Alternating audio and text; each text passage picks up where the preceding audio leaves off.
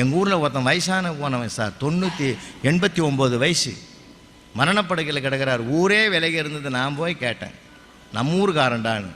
பெரியவரே உன் கடைசி ஆசை என்னன்னா ஒத்தைய சாவு பயமாக்குதுறான்னா. அதனால தான் ஊரே வரலன்றது எனக்கு அப்போ தான் தெரியும். ஏன்னா நம்முடைய மனோபாவம் அப்படி இருக்குதுன்றதுக்காக சொல்ல வரேன். எதுக்கெடுத்தாலும் பயப்படுறோம், எதுக்கெடுத்தாலும் நம்பிக்கை தான் மனிதனுடைய வாழ்க்கை. சிரிப்பு என்பது தான் அவனுக்கு கொடுத்துருக்கிற கொடை. பேசுவது என்பது தான் மிகப்பெரிய வல்லமையை கடவுள் கொடுத்துருக்கான். எந்த விலங்குக்கும் பேசாது. பேசாத விலங்குகளே சந்தோஷமாக இருக்குது.